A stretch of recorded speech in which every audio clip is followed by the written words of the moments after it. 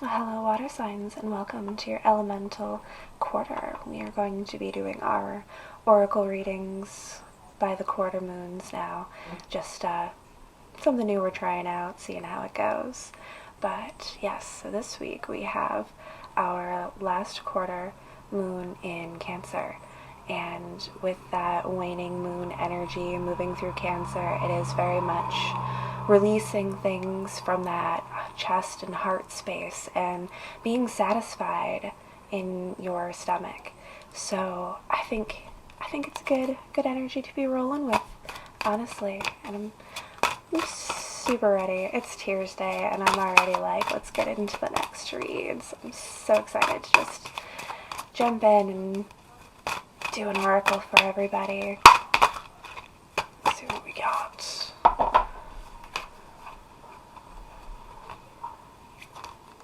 Ooh, water signs.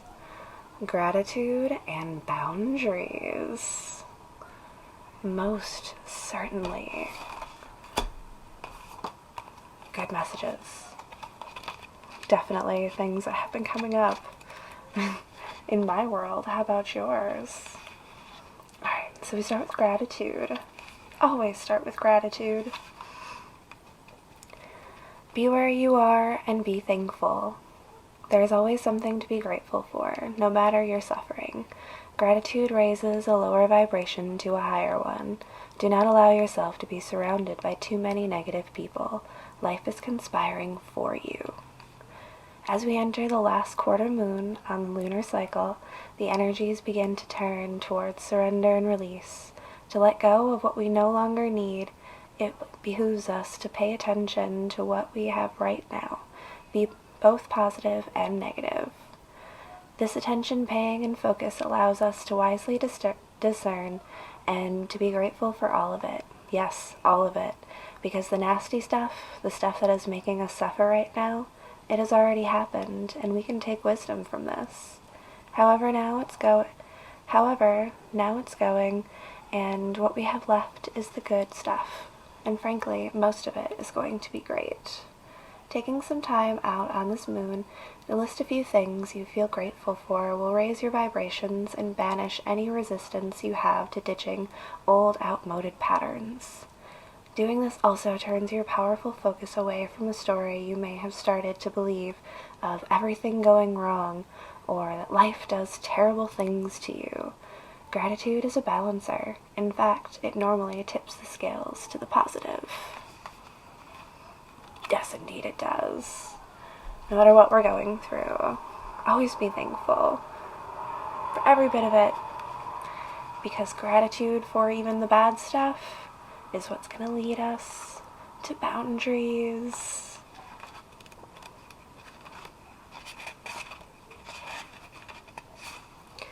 Judging what you need and what you don't need allows you to place healthy boundaries. You teach people how to treat you. Judge what is healthy and right for you with clarity and care. Simplify. In times of sickness, or say, the presence of very strong emotions such as grief, we often naturally simplify. We cut out all the extras that are too hard or too complex at that time. We might not take up an invitation to an event we might have to work at attending.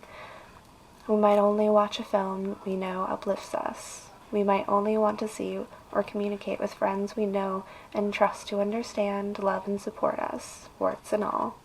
We might only choose to spend the depth of our heart and time with a few people rather than many, and we become vastly sensitive to those we now discover take their unfair share of our and we become vastly sensitive to those who we now discover to take their unfair share of our energy.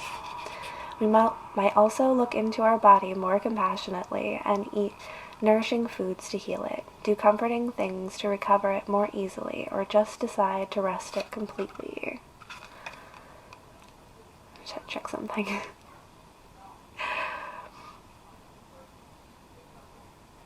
If we are healthy people, we naturally action a kind of simplicity and set a set of boundaries to protect ourselves so we can give ourselves some space to heal. What if we did this all the time?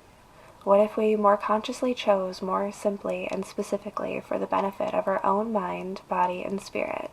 Yes, life is complex, but it can be richer and more enjoyable if we pare back what is negative extra and choose a more deliberate and authentic path. We don't need so much fluff and all people-pleasing running around madly, and fast food and fast fashion and gossip and hardcore Olympic-level scheduling and stress. We just don't.